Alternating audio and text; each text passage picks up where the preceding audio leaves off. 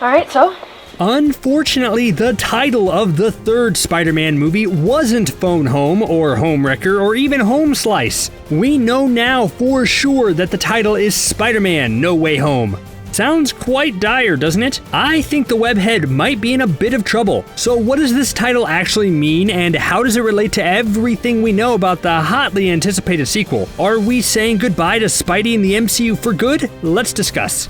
The day before it was actually announced, Tom Holland made an Instagram post saying the title was Phone Home. And right before we could go into a frenzy analyzing what Spider-Man 3 and E.T. might have in common, was Peter going to be an alien trapped in a different world or something? Jacob Batalon posted how the title was actually Spider-Man Home Wrecker. And just when you think that maybe something weird is going on, Zendaya posts how the title is actually Spider-Man Home Slice. It was a clever way for the movie to drum up some buzz to get eyes on them before revealing the actual title a day later with a fun video.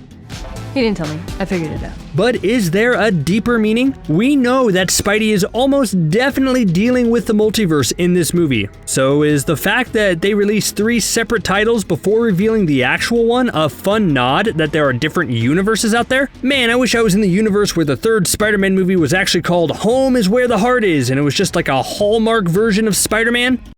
Alright, okay, maybe not. So what does No Way Home refer to? Well, where we last left Spidey, the young Avenger was dealt the 1-2 punch of not only being framed for murder, but also having his secret identity outed to the whole world. And what better place to escape all that heat than a completely different universe? That sounds like a solid through line that both plays off the events of the last film while also setting up a new future for Spider-Man. So what else do we know about Spider-Man No Way Home? Well, we know obviously the core cast is returning, so that's not a big shock. But the real exciting casting additions are all the returning actors from the past Spider-Man franchises. First, news broke that Jamie Foxx was coming back as Electro, and that was met with some confused shrugs and a tentative, oh yeah, that might be cool if done right. Then we know now that Alfred Molina will be back as Doc Ock, and then it became clear that the multiverse was 100% going to factor into this movie. There still might be a few surprises on the way for previous Spider-Man villains to make another appearance, so fingers crossed for Paul Giamatti's Rhino. But you know what's even better than returning villains? Returning heroes. Because we live in a world where Spider-Man apparently needs a mentor in every movie, the third film will feature a nice juicy role for Doctor Strange, who is cementing himself as the most important Phase 4 hero. Given his importance and ability to share information about the multiverse, his role in the movie makes sense.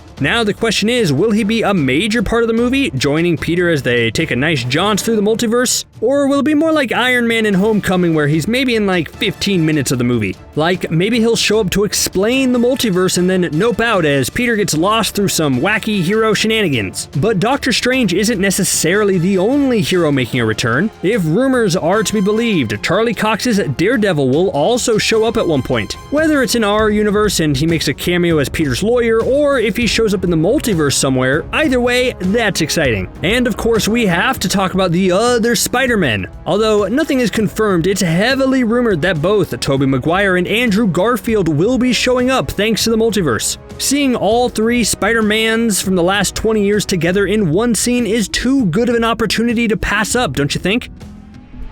But ultimately, is the title hinting at something a little ominous? Yes, the multiverse concept is fun, but is this title hinting that Spider-Man will leave the MCU forever and live in a different universe? Story-wise, that'd be dark, but behind the scenes, it kind of makes sense. The relationship between Sony and Disney has always been tricky. And this third Spider-Man movie could be a way to transition Spider-Man out of the MCU as we know it, as opposed to just yanking him out like what almost happened a few years ago. Here's a dark prediction. This movie will officially transfer Spider-Man over to the Sonyverse, where they can keep making solo movies about him, but then for big multiverse type of Avengers movies, the MCU will be allowed to bring the character back and feature him in team-ups. Not an ideal solution at all, but it's one that could appease both Disney and Sony in the long run. And overall, given the schedule and future announcements of new projects, it kind of makes sense. This Spider-Man's trilogy director, John Watts, has been announced as the director for the eventual Fantastic Four movie, which is great news. until you put 2 and 2 together that it's probably because he won't be directing Spider-Man movies after No Way Home. Hey, you never know, maybe Spider-Man will stay in the MCU and continue to have solo movies going forward, but all I'm saying is that we should approach this with a bit of caution. But we'll just have to wait and see. The film is currently set to release on December 17th, 2021, and that's fitting since set photos have teased it's Christmas time in New York during the film. Let's just hope that the date stays the way it is, because after all this casting news, Spider-Man No Way Home is definitely one of the most anticipated Phase 4 movies. I was hoping the title for the third movie was actually going to be Spider-Man Home for the Holidays, and it was going to be a fun Christmas special like the Star Wars Christmas special. I mean, I think that's a missed opportunity right there, don't you think? Well, I mean, since Peter's not really here to tell his truth. What about you? Yeah, dude. What's that about?